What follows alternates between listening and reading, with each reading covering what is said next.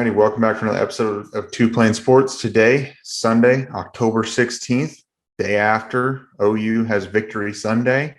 Believe it or not, they won another game where people thought that they would be 3-9 by the end of the year.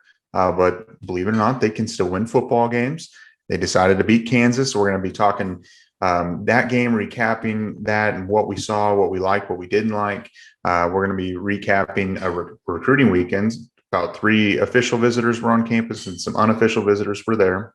And then we're going to recap our betting weekend and some general college football. Overall, yesterday was a great day of college football. I mean, that's what you love. It's mid-October. It's where games are really starting to matter a whole lot. It was a great weekend. And OU got back on the right angle or right path, excuse me. Anyway, I don't know why I can't talk, but before we get into it, I just want to say we appreciate it. We have hit over 5,100 subscribers. I think we're growing, and we're slowly but surely we're being consistent. And so if you've been here long enough and you haven't been subscribed, hit the subscribe button, helps us out. Turn the notification bell and like the video, comment on the video, and be sure to follow us on Twitter, Instagram, Facebook, Apple, and Spotify. Everything's linked in the description below. And remember, if you are a subscriber, even if you aren't subscribed, when you like the video and you comment on the video, it helps us out a whole lot. So be sure to do that. That way we can continue to grow and get more like-minded people in here, or even a few trolls here every now and then. So, all right. So OU decided that they were going to play some offense. They've got their quarterback back, Dylan Gabriel. OU put up 52 points, beat Kansas 52-42. And Kansas was a 19th ranked team in the country. And OU played significantly better than what they have been over the last couple of weeks. Still wasn't pretty, still isn't where you would like Oklahoma to be. But at the end of the day, you beat a top 25 team after losing 3 straight, get your first conference win. Jose, what do you think? Yeah, I think like Oklahoma football's Twitter said it, getting back on the right path. Yeah, it's clearly not a team that we're used to celebrating a win over in Kansas, but Kansas is a good team this year. I think the outcome may have been a little different if Jalen Daniels was playing, or at least been closer more throughout the game. But Bean did a good job. I guess he's a backup for a reason in Kansas. Jalen Daniels is a little better at his decision making. The defense did have some flashes of very good, but a lot more just bad. I think that CJ Colton was the right decision at finally getting him in the game and playing. That pick was awesome. Outside of the pick, he played a good game. The coverage didn't look terrible, so I was a fan of that. It's always better to kind of stop someone than to just let them munch on you the entire game. Offense, clearly we need Dylan Gabriel, and we've said that for a while now. Without Dylan Gabriel, this team's probably going to be completely defeated. So he had a good game, but I think the running game is what helped him open up, because Eric Gray, for whatever criticisms a lot of people have had about him, I feel like he proves them wrong. For some reason, people want him to just be a bulldozer kind of running back and run people over. But running backs don't have to be that. I mean, have you ever heard of Barry Sanders? Dude was elusive. You don't have to just run people over to be a good running back. And Javonte Barnes, Brandon and I were super high on him before the season started, and we felt that he should be running back 2 towards the end of the year. And it seems like that's what is going to happen. He had too good of a game to just give Marcus Major back his spot when he does return from whatever injury is holding him back at the moment. Hopefully he does, completely heal and can get back on the football field to help. It would be awesome to have those 3 running backs healthy and playing together. But Javonte Barnes, that guy's going to be very good for the next 3 or 4 years. I will say I wasn't expecting Javonte Barnes by the end of the season to really take over the running back 2 spot. I thought he would play, but it does seem like he's too good to keep him off the field. And, at the end of the day, one of the biggest complaints or the biggest issues with Marcus Major has been the fact that he can't stay on the field. And sometimes your best ability is availability. And Marcus Major, that's one of his weak points. And if you're not there and a young guy who's talented, at the end of the day, the young guy's going to take the carries from you and then might not ever give you a chance back. And because, just because he's a freshman doesn't mean he wants to give back his spot whenever you're healthy. So, but yeah, Eric Gray on the year now has 800 total yards through 7 games, 5 touchdowns. I think I said 1,200 before the season started of total yards. He might even end up with more than that now. I don't know if it was 1,000 or 1,200, but I know it's 1,000 plus. He looks good, and he looks like he's going to be going to the NFL next year. So when you start looking ahead, it would be good to start using Javonte Barnes as the running back too, because he's going to be in line to be running back 1 next year, most likely, because I don't think if Marcus Major ever, if he wants to stay, I don't think that he will ever be the starter here at Oklahoma, because Javonte Barnes is here. You've got Gavin Sawchuk, who's still, who's probably going to, he was redshirting, and you've got talent everywhere. I think Marcus Major's gone one way or another, and I just don't see him being here next year. So you give the young guy Javonte a lot of carries, 21 yesterday. He looked pretty good, scored a couple times. He's over 300 on the year. But as we've talked about, the quality at the quarterback position is extremely important of this Jeff Lebby-led offense. And Dillon Gabriel is good enough to operate it at a high level. And I still don't think he's, totally settled in. And I think it's going to take him a whole season before he really gets settled in. He feels confident being back. And then another thing is the offensive line has looked really good. It's really starting to round into form. People are, questioning if Beatonbow's really the guy and stuff. He is. And I think that the young core that's going to be there for next season is going to be strong. And Dillon Gabriel, believe it or not, has eligibility for next year and the year after. And he's got 2 more years. There's a lot of young guys, a lot of talent. And I think it's going to shape into it's going to really favor Oklahoma next year. If Gabriel comes back, a lot of the young guys come back. Now the wide receiver position is going to be young next year. It's going to be really good. But looking at this game as a whole, on the offense, Dillon Gabriel threw for 400 yards. He did have a bad interception. I mean, he threw it right to the Kansas guy. I don't remember who picked it, but it is what it is. But he's been off. He's still wearing the rust off. He's still getting comfortable. And some of the play calls, I felt like OU at times they were maybe trying to do too much. Maybe I didn't like seeing Dillon Gabriel run the ball, run the option a little bit, just because if he gets hurt, we know what's behind him, keep him protected. Eric Gray is extremely dominant. Mims is great. Obviously, Braden Willis is a huge threat for this offense. And I think the need of a veteran tight end to be added through the transfer portal is evident, because Willis will be gone. And that's why that Malachi Coleman's really no longer on the radar. You have to go get someone that's like a Willis, because it's critical to what Jeff Lebby's wanting to do. But yeah, overall, the offense I thought looked great. Obviously, put up 52 points. You put up 700 total yards of offense. What's there to complain about? I know you were critical of Jeff Lebby, and we've seen the comments of being critical of Jeff Lebby and things like that. I know people are like, well, it's Kansas.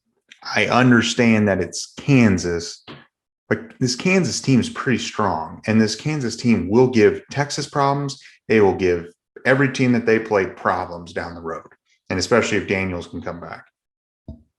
Yeah, I don't know. What do you think? I agree with that. I think Kansas will be giving people problems, and with what a lot of fans do in college football, you just look at the name and the brand and just kind of throw them to a side if you expect them to be bad. But this Kansas team is not that. I agree about Dillon Gabriel. I wouldn't expect him to go to the league. Lebby's play calling, I think, and I said it in Wednesday's episode, definitely had an overreaction right after the game. But, I was frustrated, a little passionate about what was happening. We did lose 49-0. You could expect an Oklahoma to at least score some points, but that's neither here nor there at this point. Definitely look better. Still don't understand the jet sweep with Drake Stoops because it's not like he's a speedster of the team. My biggest criticism of the team as a whole is the unity on the back of the jerseys, just because it, with some of the younger guys coming in, I had to constantly have my phone open to see who the hell it was. Like I didn't know that RSJ was on the field until he made that big tackle on Bean. And then I was like, who is that? I'm pretty sure it's a freshman, but I don't know who it would be. So I had to look it up on the roster.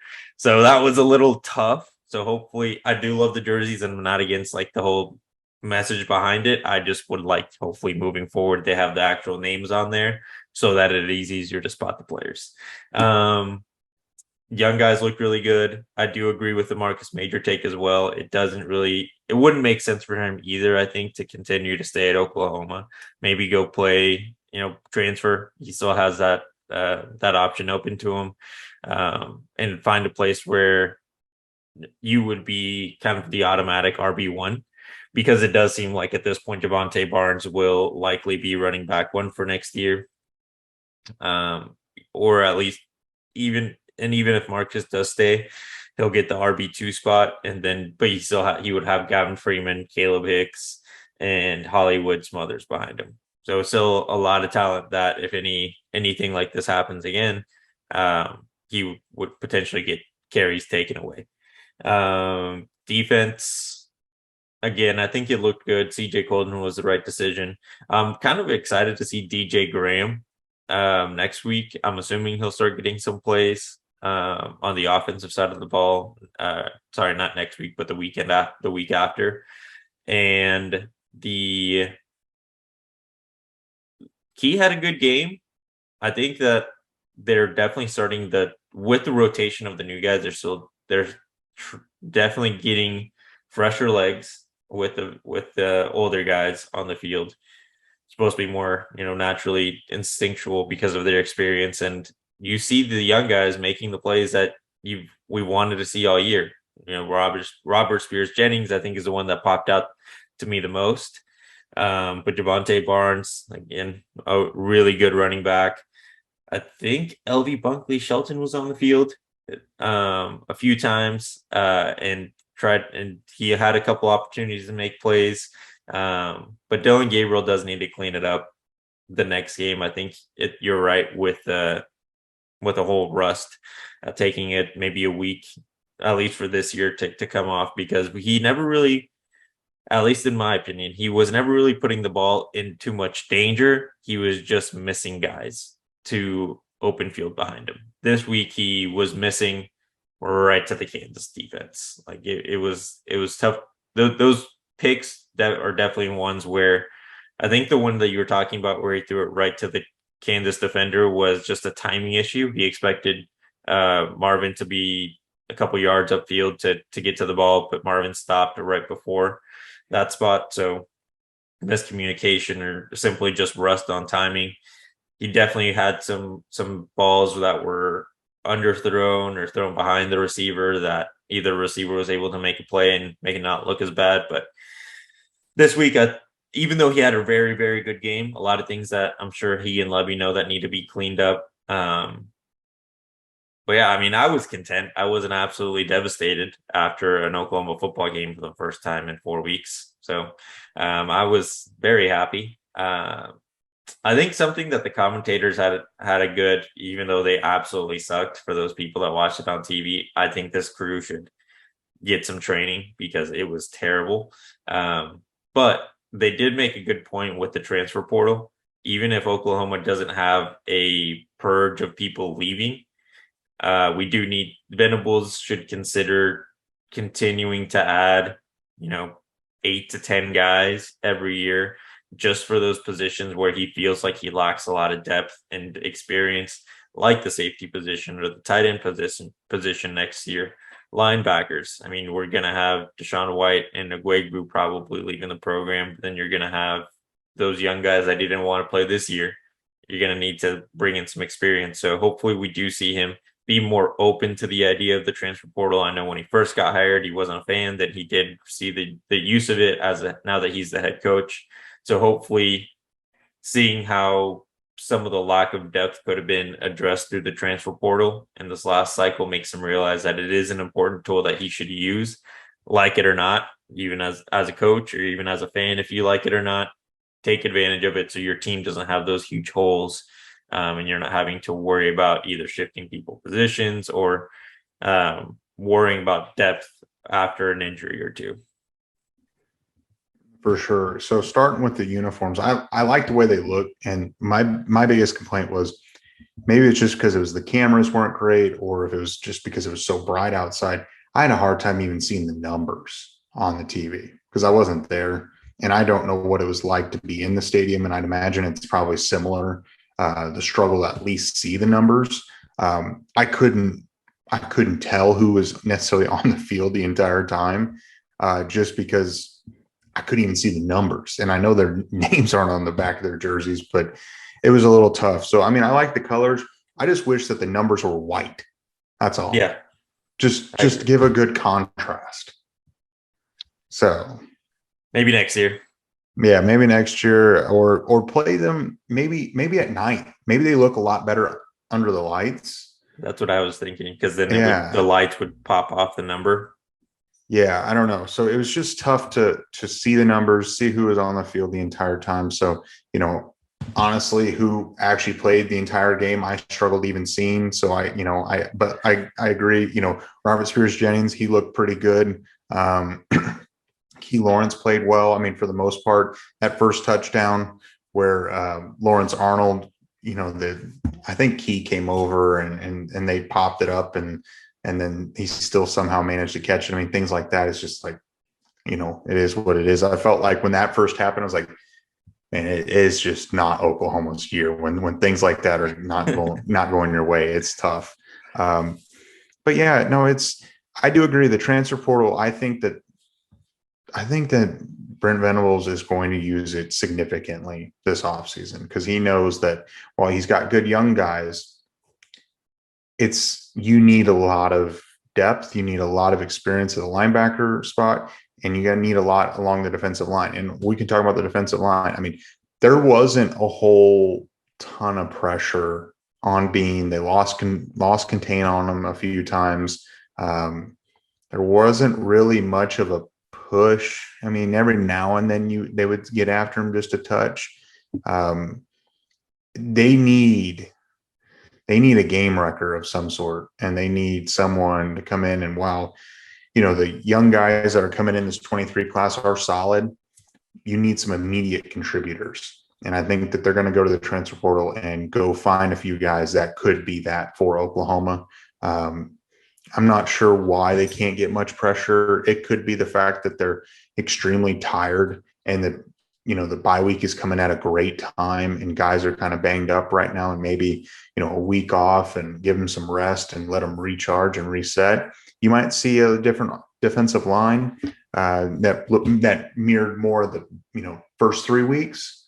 I'm hoping, but I do think that the transfer portal is going to be used significantly this offseason to fill in the voids, and probably will be like that for the first 2 years until Brent Venables can get a solid, 25 guy classes, a couple of those classes coming through. You then might just be able to pick and choose a couple guys here and there down the road. But right now, there just isn't. You don't have that luxury.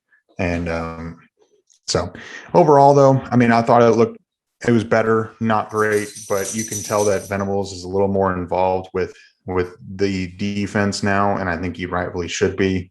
I think they're going to be okay. I mean, I'm not saying that this team's going to, win out the rest of the year, but I don't think 7-5 is unreasonable for this team, and maybe even 8-4. They've got Oklahoma State at home. Iowa State is going to be tough. I just think this team can win 7-8 games pretty comfortably. What do you think? Yeah, I agree with 7 for sure. I think 8, we would need something to go our way. And we have probably the easier games left on the schedule, and just by looking at the team, not by where we're playing, are pretty much every away game. The home games we have against Baylor, who hopefully Shapen's all right, but I saw that he got smacked this week on a similar play to Dylan's during the TCU game. And then Oklahoma State got not upset, but should have won against TCU this weekend. And I think they're going to try to run the table from here on out so that they can get their revenge in the Big 12 championship, because TCU looks very good right now. Definitely possible to win, 2 or 3 more games. We'll just have to see. Again, we'll need some luck on a couple of games to make sure we can secure them. But I think Oklahoma will be fine. Hopefully, it is a lot of just tiredness, and they need to get their legs back under them. So after this bye week, hopefully we see a significantly better defense. I do agree that we need some sort of game record on the defensive line. And at beginning of the year, it seemed like it was going to be Reggie Grimes. He was having a great start to the year. And then he realized now teams are going to start game planning against me. I'm not sure if it kind of got in his head, or if teams are really just having very good success against him now. But hopefully he can get back to the first 2 games of the season after this bye week. I think Jalen Redmond had a good game. I know he wasn't exactly the game wrecker, but he made good plays. I feel like he, as an individual, was able to create more pressure, get on backfield a lot more than any of the other guys as individuals on the defensive line. So hopefully he stays healthy and can continue to do what he did during this Kansas game, because I think he's going to be important to create any sort of pass rush against the rest of the schedule. I mean, Decker, right, is the Iowa State quarterback. He's good. I think you could probably compare him to kind of a Dylan Gabriel. Not amazing, not terrible. And you could probably say that about the rest of the quarterbacks in the Big 12 at this point. They're all kind of the same level. Not amazing, not terrible. And if you can't get a pass rush on them, they're probably going to be accurate enough to beat you or get out of the pocket and scramble, which, as we all know, is not Oklahoma's favorite thing to play against. Not at all. Not at all. So, yeah, I think OU is on the right track, and I think they're going to be able to recharge, and then they'll really start hopefully building some momentum as they finish out this regular season. So there were some recruits there this weekend, right? They hosted 3 official visitors: Derek LeBlanc, who's a Sooners commit, Cecilia Kana, he's an edge rusher out of the state of Utah, and then they also hosted defensive lineman Caden McDonald from Georgia, just outside of Atlanta. Those 3 guys were official visitors. Jackson Arnold and Ryan Yates were there unofficially, which was pretty good to see that Ryan Yates came up and pretty much kind of came out of the blue. It seemed like no one had an idea that Yates was showing up until he was there. And so, let's start with, Akana. It seems like OU's doing really well. They're moving in the right direction, but I just, you can't really tell where he stands. I don't see him pulling the trigger and committing tomorrow by any means. I think this is a recruitment that's going to go into December. I assume he's, signing early. So I don't expect it to be anytime soon, whether he decides to play at Oklahoma or Oregon, Texas, wherever he decides. I like that Oklahoma. It seemed like that they made some good progress.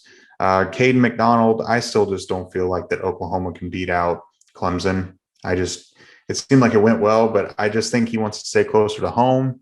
Derek LeBlanc obviously loves Oklahoma. He's locked in. You can tell by his Twitter and his dad's Twitter and everything else. And then Ryan Yates. So Ryan Yates, a couple weeks ago, he was supposed to make the trip up to visit Oklahoma unofficially.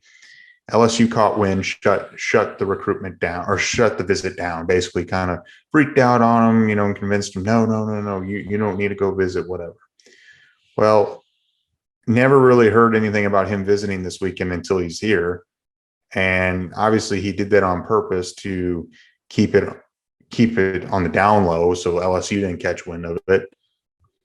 I think with him hiding that from LSU, and showing up to Oklahoma, it makes me feel like Oklahoma is in a really good place with him. What do you think on all those guys and Ryan Yates?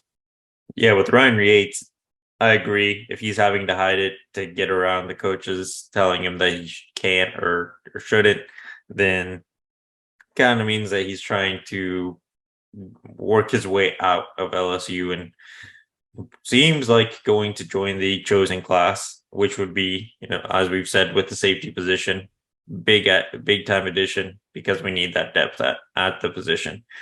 Cade McDonald, I do think Oklahoma's got a chance. It is small. I don't think you're wrong at all with saying it's going to be tough to get him out of that area of the country. He's probably going to want to stay a little closer to home. But we are his last official visit scheduled before his commitment date, which is on the 31st. So there's a chance. And I think that the excitement that was around with the team, they got their first conference win, their first win in a while.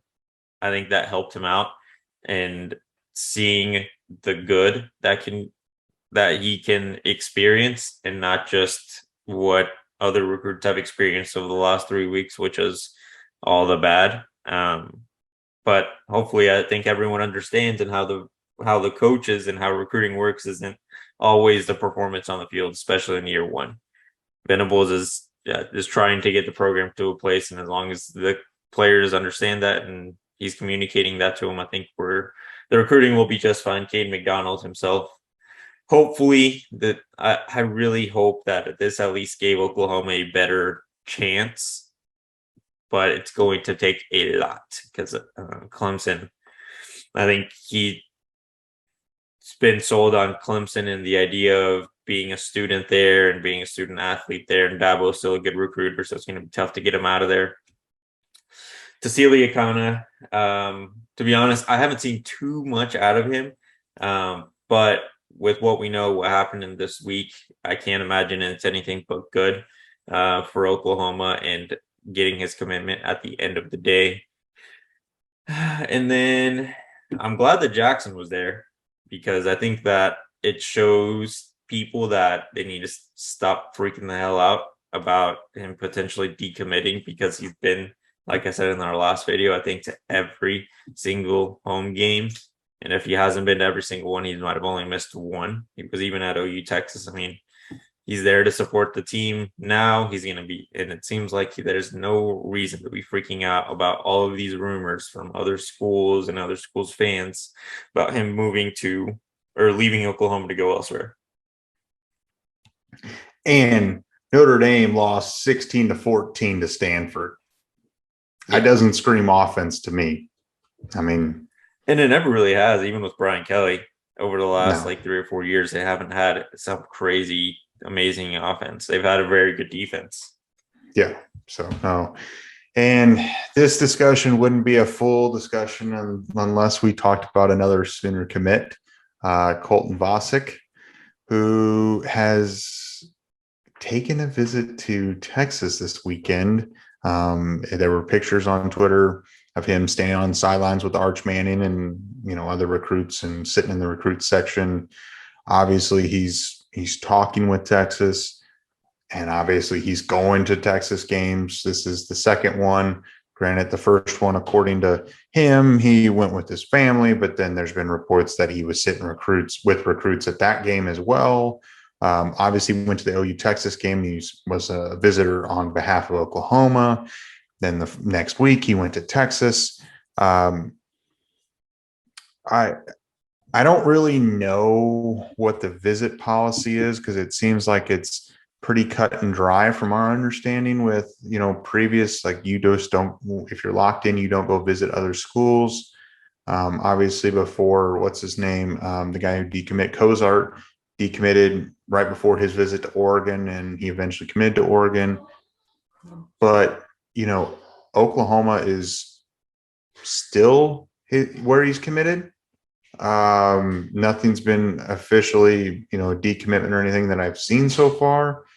I don't know exactly where Oklahoma stands, if Oklahoma still considers him a part of this class, I've read that, you can still be a part of the class, but OU is going to continue to recruit at your position regardless if you're still, committed.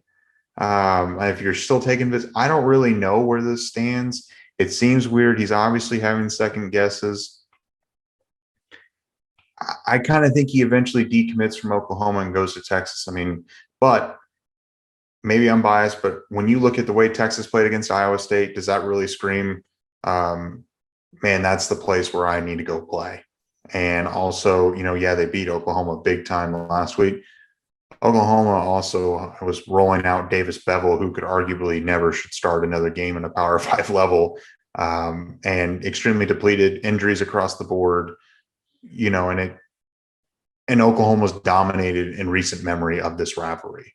So I don't know. What do you think?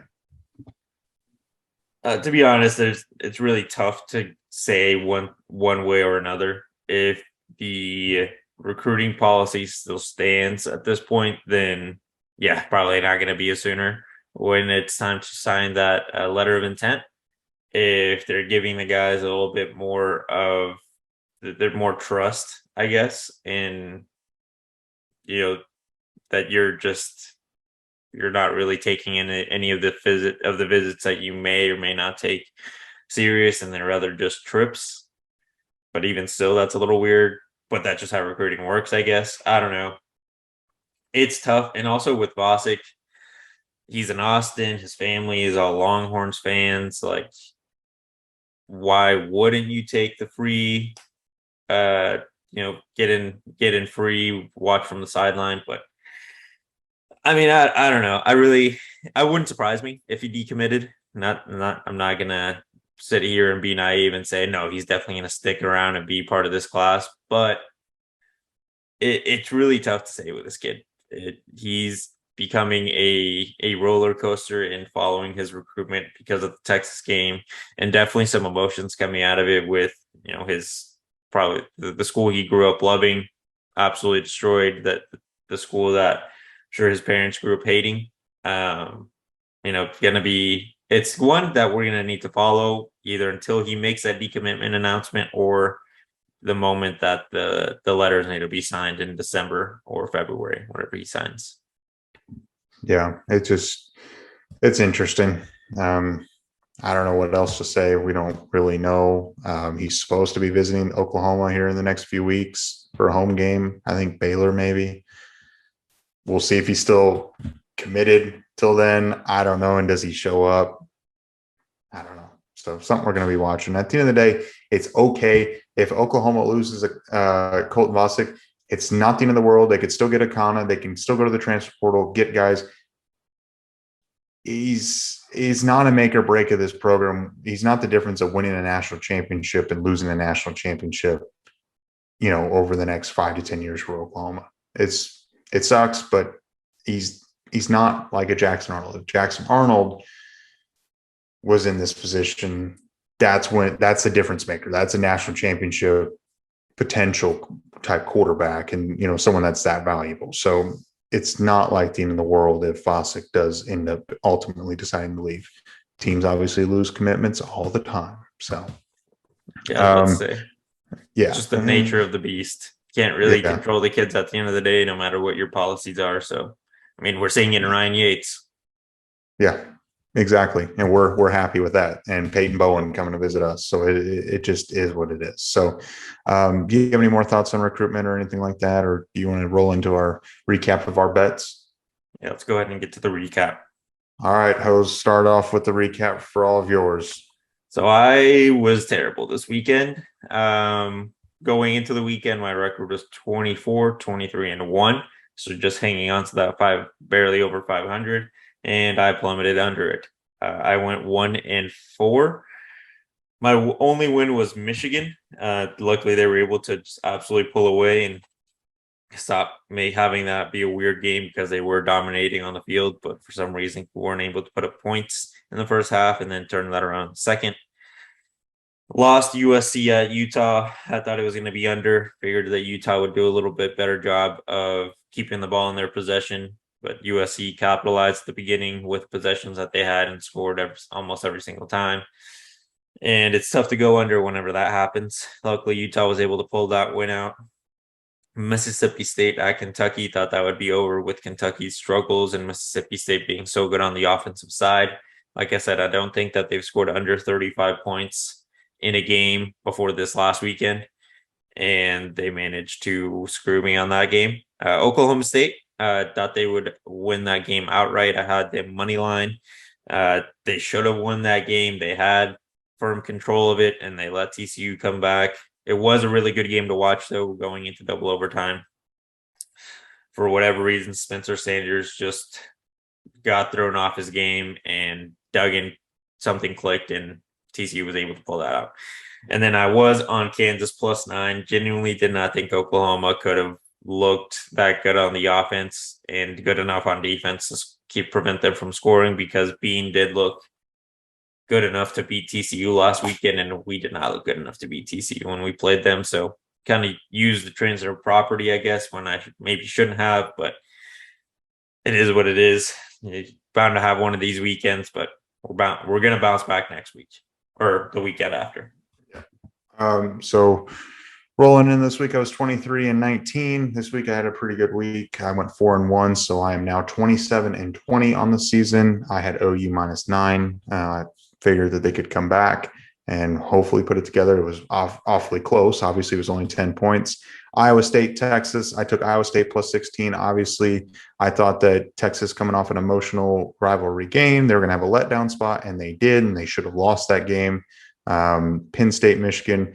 James Franklin's not a good big-time coach, big-time game coach. Got blown out per usual. OSU, I took OSU +4. I honestly thought OSU was going to win the game, and they should have won the game. I just did not expect. I just thought OSU was going to win the game. And then my one loss, Florida LSU. I took Florida -2.5. Florida is not good. So I've learned my lesson with them, just like on Michigan State. Michigan State is not good. So I'm 27-20 overall. Not too bad. A hot weekend, and just we'll see what happens. So do you have any final thoughts, or do you want to do the end of video challenge? Let's go ahead and do the end of video challenge. We haven't done this one in a while. The MILF moment of the weekend. Man, I love football. I think mine was Tennessee beating Alabama, and then during Heupel's post-game press conference talking about wanting to look for a cigar, and then the sideline reporter handing him a box of cigars. I thought that was pretty cool, and how cool the environment was at Rocky Top after beating Alabama for the first time in forever. Yeah. I think Tennessee's a team that people are going to need to look out for, because if they can run the table from here, because I think they still have to play Georgia, They do. and then the SEC championship, of course. So it's going to be not a guarantee that they're going to be there, but definitely seems like it's a very good chance with that offense. Yeah. Probably my moment would be, I do agree. I'm not going to pick the same one, but the Tennessee game and the Tennessee environment was really awesome. Utah going for 2, winning the game, watching Lincoln Riley, and Caleb Williams. It was just, it was nice. So glad Utah got the win there. If you made it this far, hit the like button, subscribe to the channel, turn the notification bell on, follow us on Twitter, Instagram, and Facebook. Everything's linked in the description below, and we will catch you guys next time.